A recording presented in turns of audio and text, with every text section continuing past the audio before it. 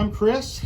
I'm the pastor at Ranburne United Methodist Church in Wise Chapel. Most of you know that because you're watching this, because we're not having church today, which is where we would normally be at this moment. I decided that Clancy and I would run down to the school here because this is as close to normal as we all have as a community together. A lot of you, my friends, go to different churches, you have different families, but it's been almost a week since we found ourselves in this particular place where we meet for ball games and our kids go to school. Everyday life is different than it was just 1 week ago, and we're still trying to figure that out. Still trying to figure out how this camera work goes, and it's going to take us some time. We don't like to be disrupted. We like to make plans. We like to decide how our futures are going to be. When I discovered that school was going to be canceled, and then our bishop emailed and asked the Methodist churches to close their services for a couple of weeks, there's a scene in the movie Evan Almighty that came to mind. If you haven't watched the movie, I highly recommend it. It's a fun movie. So in the movie Evan Almighty, Evan is explaining to God how building an ark does not fit into his plans. He had plans for what he and his family would be doing, and Morgan Freeman, who played God, began laughing. Your plans, he laughed. Your plans. Whoever said that it was your plans that were important? And sometimes we get those moments. I'd like to talk to two different groups of people today, if I can, but about one topic. I hope that you have read as a family or watched Psalm 46 and Exodus 16. If you haven't, you can pause now. I'll wait for you. Okay, now that you've read it or watched it, for those who just finished reading Exodus 16, you may not have paid much attention to verse 27 of that text. Now that's where it talks about the Sabbath.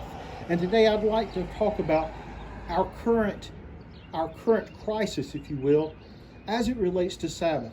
You see, the people had been freed from Egypt, and they were in the desert, but they were hungry. And they came to Moses and said, wouldn't it have been better if we had died in Egypt than to starve out here?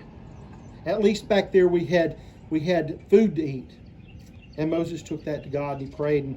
And so the next morning when they went out, there was this stuff on the ground.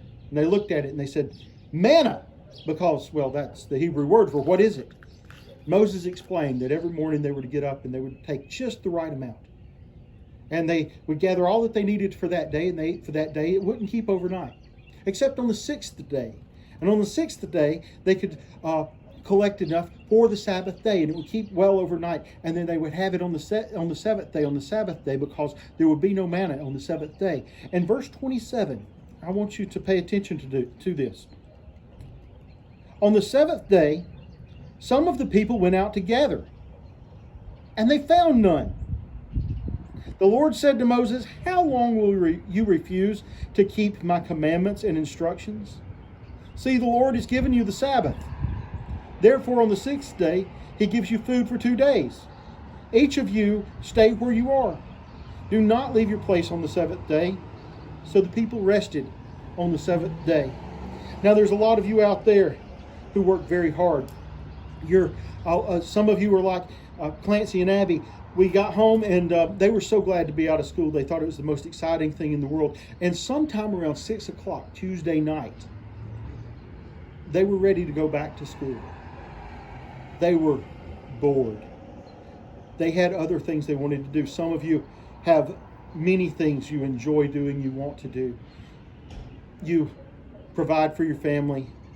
You do some extra things all around your community. You work at Feeding Cleburne. You volunteer other places. this is a time. This is, if you will, a seventh day for you. How long that will last, I don't know.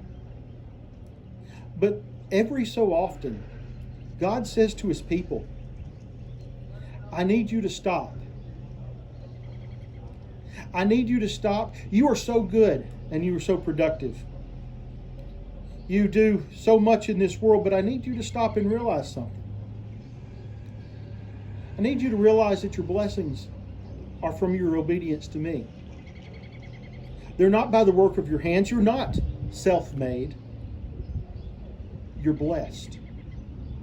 And Sabbath is a time where we're forced sometimes to sit and rest and realize that we're not God to the other group of people.